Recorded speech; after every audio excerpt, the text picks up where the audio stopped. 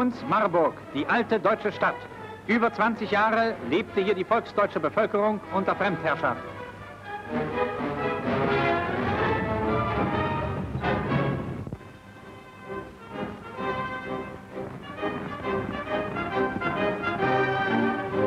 Hier werden unsere Soldaten mit jubelnder Begeisterung als Befreier begrüßt.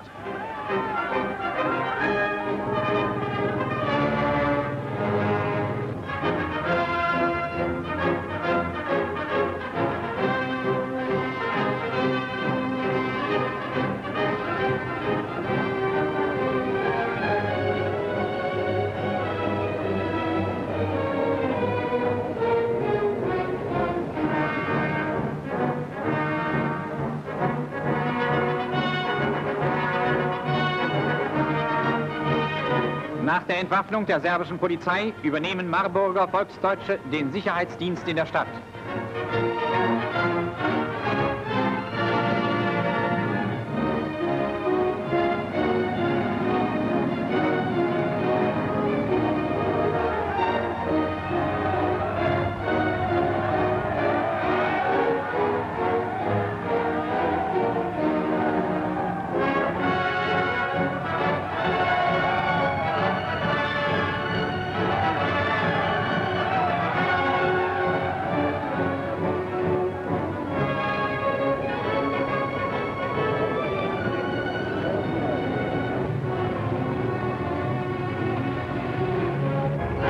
Ist erreicht. Wo sich noch Widerstand zeigt, wird er von unseren Panzern schnell beseitigt.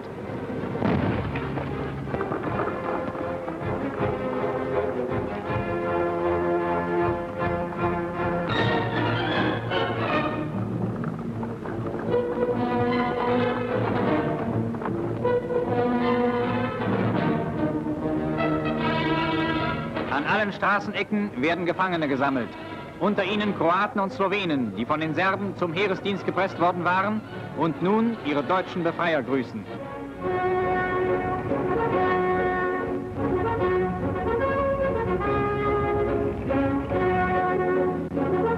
Schon geht es wieder zur Stadt hinaus, weiter nach Westen. Auch der Nachschub ist bereits zur Stelle. Trotz der schweren Kämpfe und des schwierigen Geländes geht der Vormarsch planmäßig vonstatten.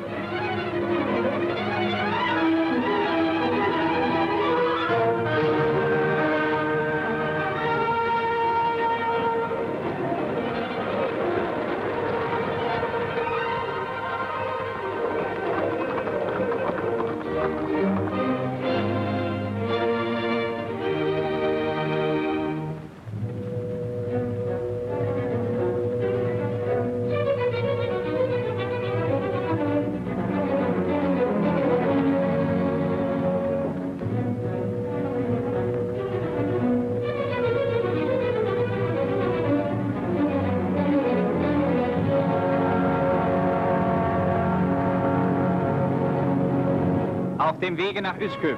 Hier gelang es, die serbischen Nord- und Südarmeen zu trennen.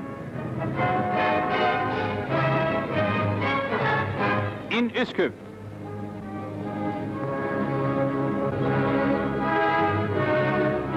Wo Widerstand geleistet wurde, hat die deutsche Wehrmacht hart und energisch zugeschlagen. Das britische Vizekonsulat. Zunächst stellte man sich unwissend und harmlos. Bei der Haussuchung entdeckten unsere Soldaten aber in einem Geheimzimmer eine vollständige Zentrale des Intelligence Service nach berüchtigtem Muster, Propagandamaterial zur Aufhetzung der Bevölkerung, Waffen aller Art und Sprengstoffvorräte zur Durchführung von Anschlägen und Sabotageakten. Einheiten der Waffen-SS stoßen nach Belgrad vor.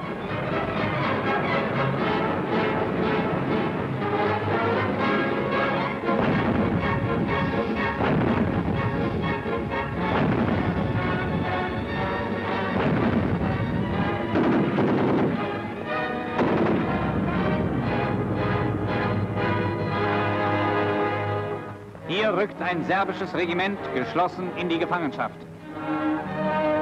Kurzes Verhör.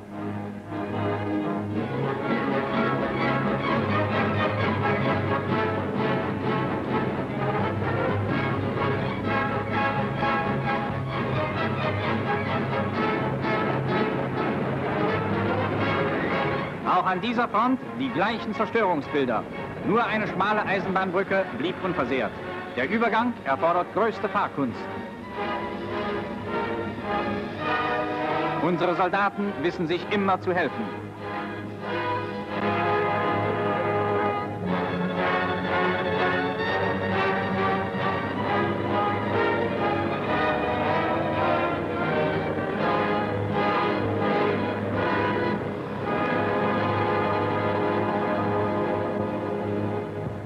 Maurice Ferraud, comment les Anglais et les Français libres ont-ils réagi devant l'invasion de la Yougoslavie et l'attaque sur la Grèce, en Égypte? Alors que les Anglais subissent concomitamment, de revers, la prise de Benghazi le 4 avril, qui coïncide avec l'entrée en Yougoslavie, eh bien Anthony Eden, secrétaire au Foreign Office, avec les chefs militaires, se trouve en Égypte. Et que prépare-t-il? Il prépare l'invasion du Levant. Et se trouve également, coïncidence ou non, en Égypte à ce moment-là, venant d'Afrique équatoriale, le général de Gaulle. Et tu y étais, toi, quand il est arrivé? J'étais là. Alors, on prépare les plans de l'entrée au Levant, c'est-à-dire au Liban et en Syrie. On associe les Français libres. Et à ce moment-là, le général Catrouf fait observer à de Gaulle, mais voyons, le contrat d'engagement des Français libres porte qu'en aucun cas, ils ne doivent être engagés contre les forces françaises. Et de Gaulle lui répond, si nous n'allons pas au combat, les Anglais s'installeront seuls au Levant et c'en sera fini du mandat dont la France avait été investie par la Société des Nations. Et c'est ainsi que la France libre a participé à l'opération du Levant. Les Anglais et Australiens allant au Liban par la route côtière d'un côté et au centre de l'autre, et les Français se dirigeant vers la Syrie, les Français étant les premiers à rentrer à Damas. Et quel avait été l'écho de la révolte en Irak du leader musulman et du grand mufti? L'indifférence. Les Égyptiens n'avaient pas réagi. C'était beaucoup trop loin. On en parlait en se disant que vont faire les Anglais. Les Anglais ont réagi, ils ont réagi quand même en Irak. Et ils ont fini par mater la révolte de Rachid Ali. Ouais. Et l'appel du grand mufti, dont on a pas mal parlé en Occident? Absolument pas entendu. Absolument pas entendu. Pas de guerre sainte. Très bien. Eh bien, on est maintenant sur le terrain principal des opérations, la Yougoslavie. Comme on sait, simultanément, les Allemands ont attaqué la Yougoslavie et la Grèce au travers de la Bulgarie. On va voir quelques images de l'offensive en Grèce. Eh bien, allons en Grèce. Die griechische Front.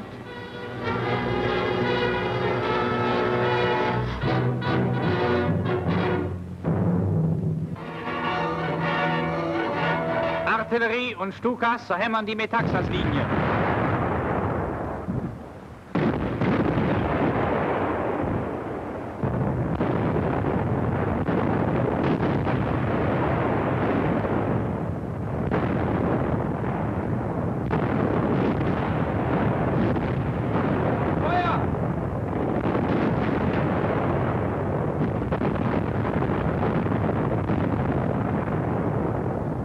Weiter vorverlegen.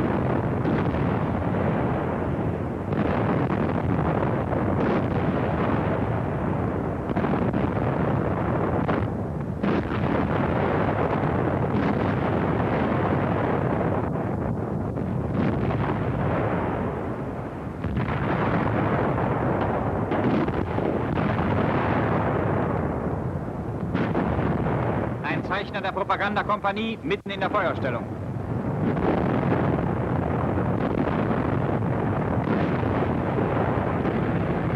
Ein neues Stuka-Geschwader braust heran.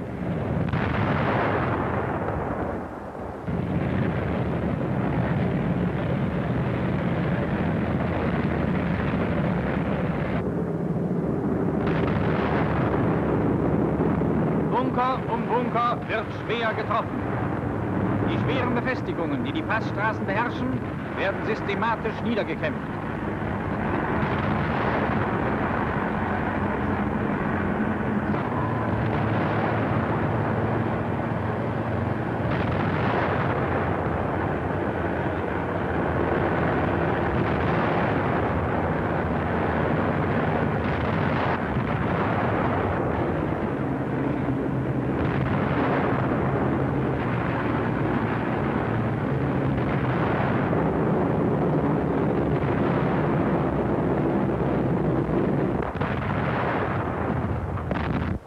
Immer wieder setzt sich der Feind zur Wehr.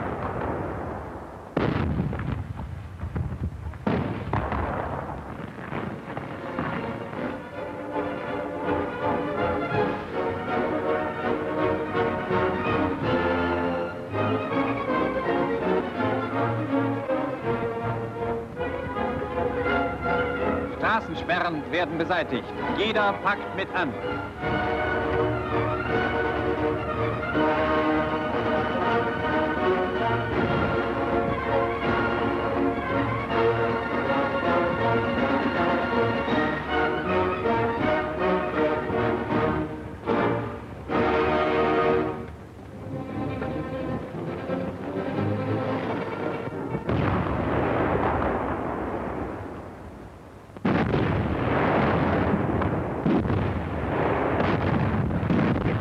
Jede Kehre der Passstraße muss hart gekämpft werden.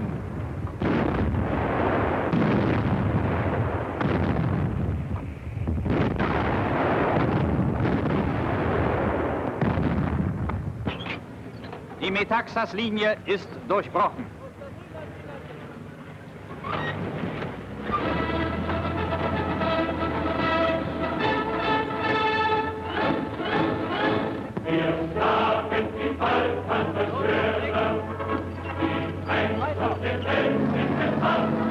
Es geht dem Ägäischen Meer entgegen.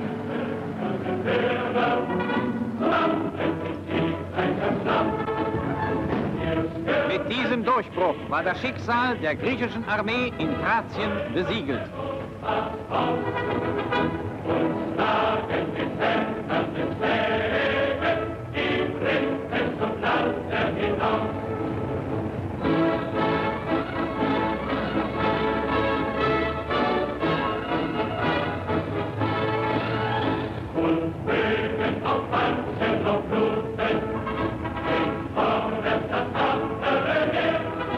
Saloniki ist in deutscher Hand.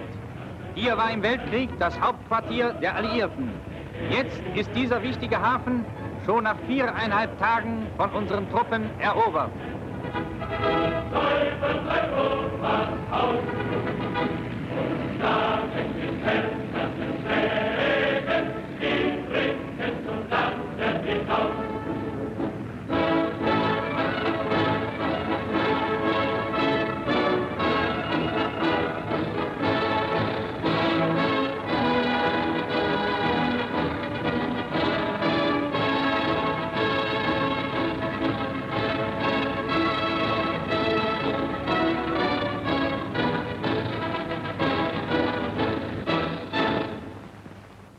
On a pu remarquer que les Grecs ne sont pas du tout enthousiastes quand les Allemands pénètrent à Salonique, alors qu'on va bientôt voir que les Croates, au contraire, ont acclamé les troupes allemandes lorsqu'elles ont pénétré en Yougoslavie à cause de leur hostilité envers les Serbes.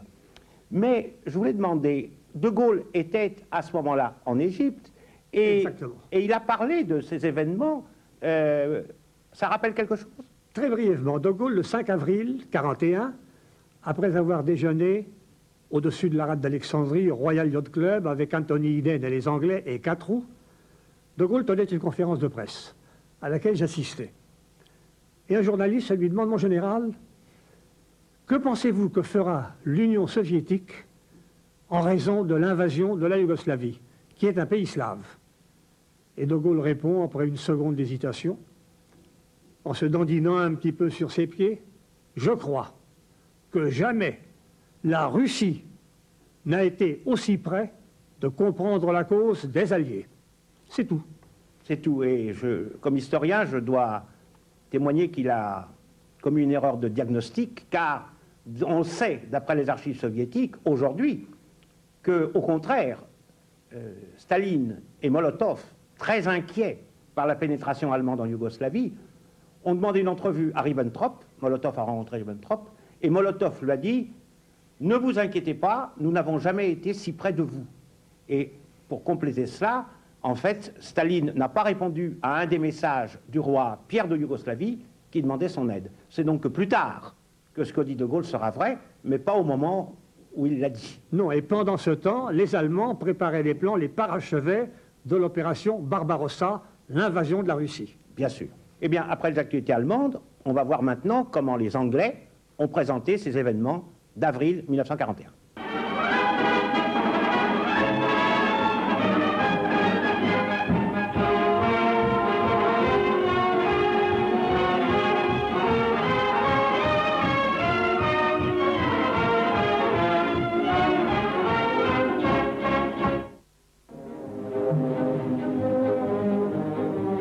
Spectacular feature of Sydney's Red Cross Day is a city march of the AIF, the Darwin Force, and the Royal Australian Air Force. A mile of Australian fighting men. They swing through the canyons of stone that are Sydney's streets. Streets that echoed with the news of the brilliant campaign in the African desert, of the British offensive against Mussolini's fascist army. In the tropical uniforms of the men who defend Australia's far northern gateway, the new infantry battalion of the Darwin Mobile Force.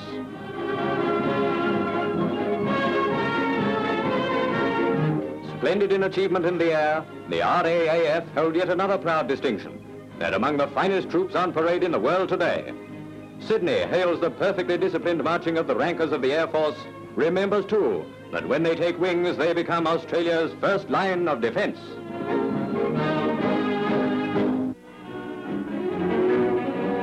Sunshine soapboxes and a Saturday afternoon. That's Newcastle, New South Wales, where the soapbox derby draws quite a crowd to see the homemade coasters in the Schoolboys Classic. Nerves are keyed to breaking point as they await the starting signal. Hold everything. They're racing, thrown out of a barrier by the local strong arms. It's Dog does it. Look out! Almost did the dog in. Here they come, racing mad and flat out. Their breath or something's coming in short pants. And here's a pileup, right among the spectators. What a race, what a thrill, what's the matter? But the race must go on. Come on, boy. It's Nick or nothing. That's Willie. That was. All speed records are broken as over the line flashes young Jimmy Ireland, the winner. And all because his mother uses Wash Well soap.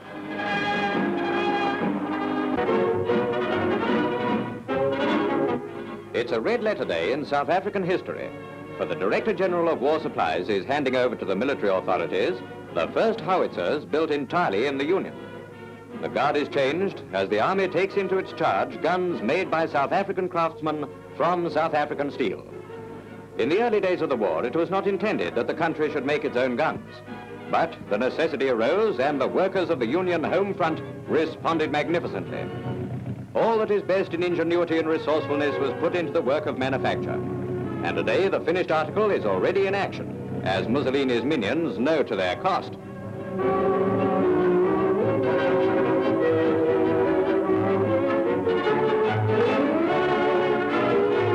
History in the making. South African-made guns for the first time fire South African-made shells.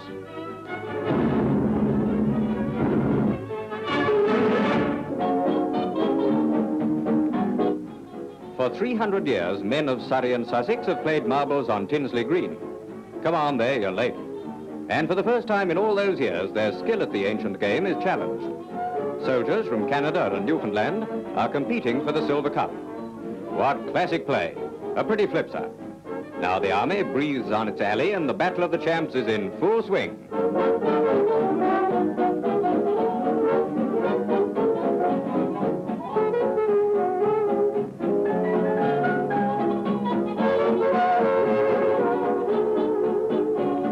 By gad, sir, I remember in 1860... Careful, Grandad, there are ladies present. The championship game over, with the locals undefeated, the ground is thrown open for the girls to challenge the forces.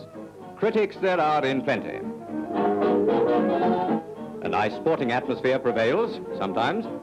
The ladies have a somewhat unconstitutional style, but even if the marble does behave a little oddly, there's always the thrill of searching for it in the rough. And the big shots may play for a cup, but the girls do it for the love of the game or something.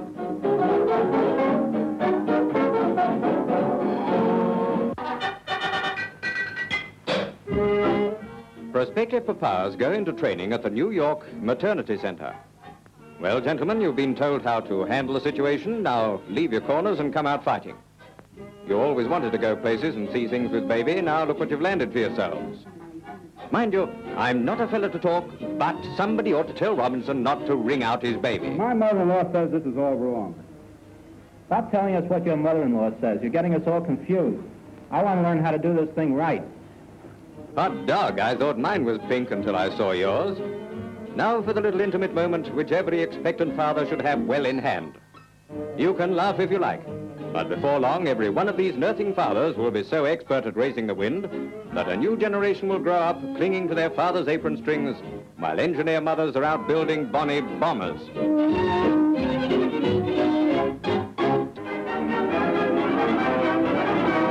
Shortly after Bristol received its 11th raid, Mr. Churchill visits the battle-scarred city. Few statesmen have won such universal admiration as Britain's Prime Minister. We recall the words of Mr. Roosevelt. In this historic crisis, Britain is blessed with a brilliant and great leader in Winston Churchill. At Bristol University, Mr. Churchill, as Chancellor, confers law degrees on the American Ambassador, Mr. Wynant. By the authority of the University of Bristol, in virtue of the power vested in me, I admit you to the degree of Doctor of Laws honoris causa.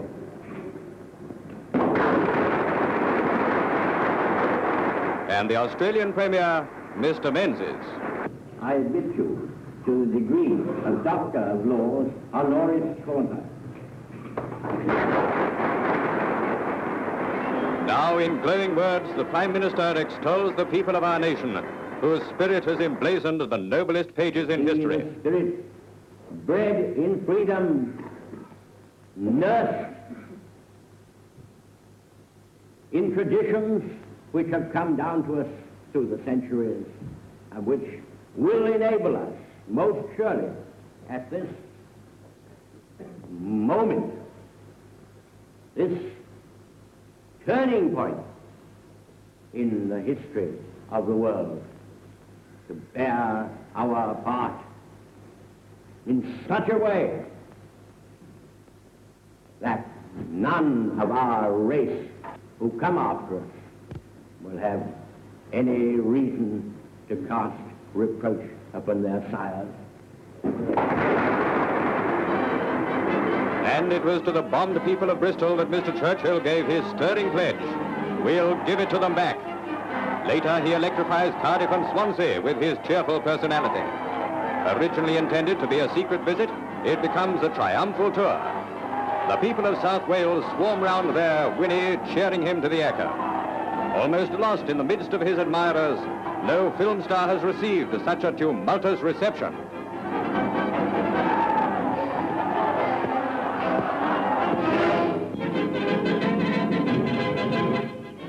In 1851, the Crystal Palace covered 18 acres in Hyde Park, London.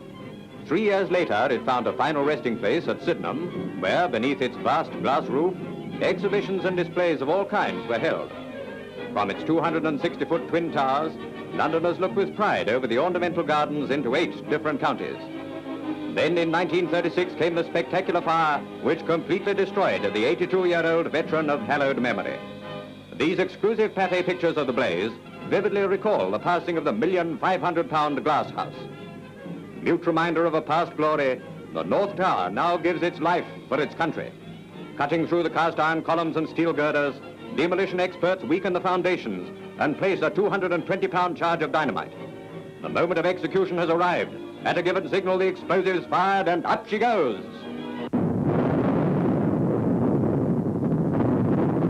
A great hole is torn in its base, and down comes 1,000 tons of steel and glass. In dusty ruin, it lies ready to deliver its valuable steel frame to the blast furnaces. Now the slow-motion camera shows how, in a few seconds, the 87-year-old structure fell like a pack of cards. Appearing at first to hang in midair, the tower seems gradually to melt into the ground. So long, pal. It was nice to have known you. Who knows, maybe your 840 tons of metal may one day be sailing the seas. Anyway, whatever you become, you'll be doing your bit. And on the ground you once overlooked may be built as noble a thing as you were in your time.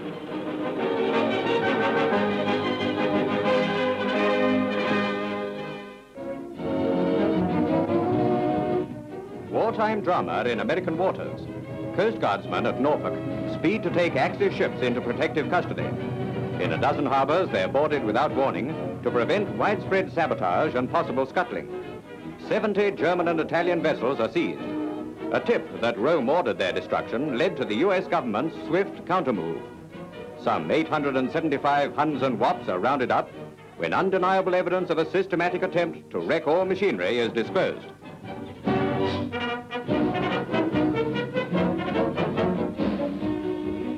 "40 Danish ships are also boarded, bringing the total seizure to 300,000 tons.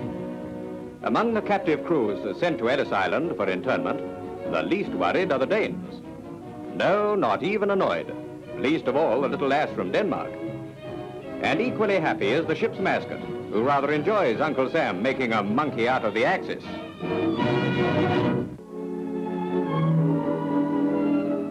During their hasty retreats in Eritrea, the Italians tried hard to impede our progress.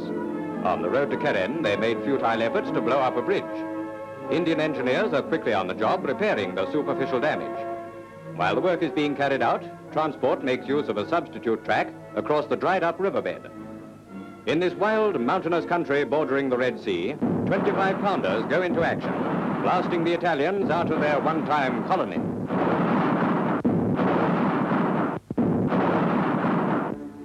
Indian troops who excel in mountain warfare advance at the point of the bayonet to take another village in the rugged hinterland of Eritrea. The superb fighting qualities of these Hindus, Sikhs and Muslims has resulted in the capture of hundreds of guns and tanks. Many of the field guns are of ancient vintage. Entered for the big scrap, they end up as scrap.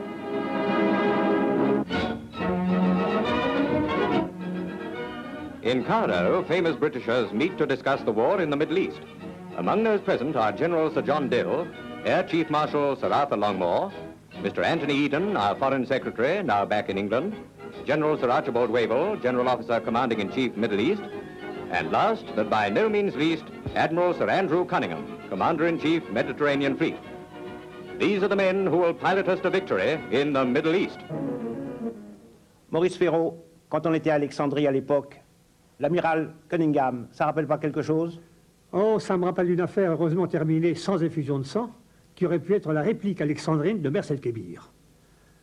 Le 4 juillet 40, la flotte française se réveille, avec les canons de la flotte anglaise braqués sur chacun des bâtiments, notamment les canons de la Queen Elizabeth braqués sur le cuirassé Lorraine et 2 croiseurs braquant en feu croisé leurs canons sur le Duquesne, portant la marque de l'amiral Godefroy. On hisse les signaux au palais de Rasseltine, siège de l'amirauté anglaise. Au moindre mouvement, nous tirons. Godefroy répond en hissant un signal: puis-je convoquer mes commandants d'unité? D'accord, répondent les Anglais. Conférence, et l'amiral Auboineau, qui était commandant Auboineau à l'époque, capitaine de corvette, chef d'état-major de Godefroy, dit: écoutez, laissez-moi traiter avec les Anglais. On hisse le pavillon. Le commandant Auboineau peut-il venir à Celtine? D'accord, qu'il vienne. Va-et-vient toute la journée. Et on aboutit à un accord. Les bâtiments français restent immobilisés à Alexandrie. Les Anglais rapatrient tous ceux qui veulent rentrer. Ils maintiennent un équipage de maintenance. Les équipages de maintenance sont payés à la solde anglaise, ravitaillés par les Anglais. On démonte les culasses de mise à feu des grosses pièces, mises en sac, scellées, plombées, dans la cave du consulat de France à Alexandrie. Et on leur laisse l'artillerie légère, antiaérienne notamment. Le lendemain, le commandant Auboineau dit à l'amiral Godefroy: coïncidence, bon frère de l'amiral Cunningham. Amiral, je vais au Sporting Club jouer au tennis. Avec sa raquette et sa petite valise. D'accord, d'accord, Auboineau. Et de là, il se rend où? Au palais de Rasseltine. Il demande à voir l'amiral Cunningham. Amiral, envoyez-moi à Londres, je rallie le général de Gaulle.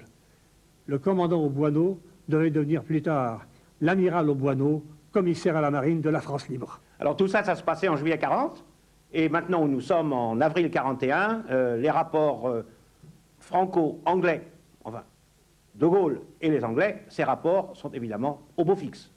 Ils sont au beau fixe, à part les désaccords que l'on connaît entre Churchill d'un côté et de Gaulle de l'autre. Mais l'amiral Auboineau, de qui nous avons parlé, l'amiral Auboineau, à ce moment-là, est à Londres.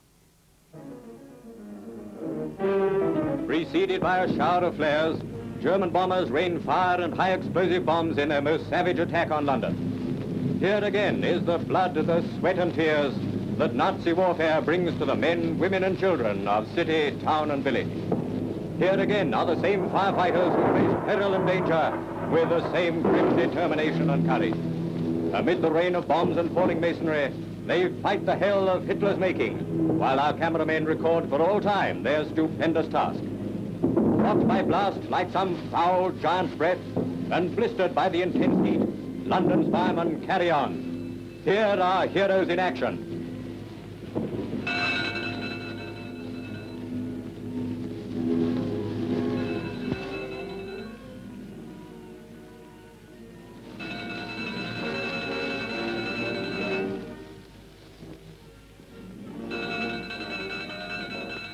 Thick smoke hangs over the heart of Britain as a choking dawn reveals the terrors of the night.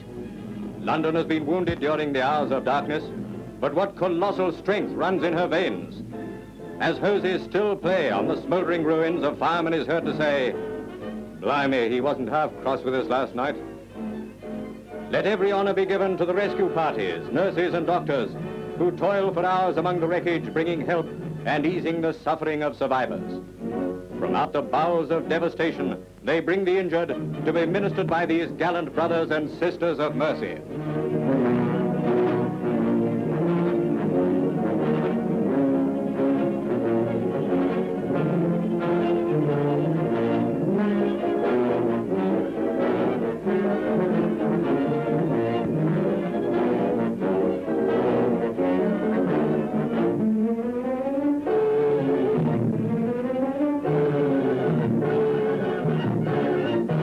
But in spite of it all, London carries on. Lummy, you ought to hear her carrying on. In no uncertain voice, she echoes Mr. Churchill's words, "We'll give it to them back." Yes, this time we take the gloves off. Hitler has called the tune, and we'll give it a name. Retaliation. Quoting an American newspaper, "The indiscriminate orgy of destruction is not the weapon to defeat England. From the dust of London arises only new life and hotter defiance. Hardened and angry, Britain fights back." We've got an adapted slogan now. Can we take it? Sure we can take it, right back where it came from.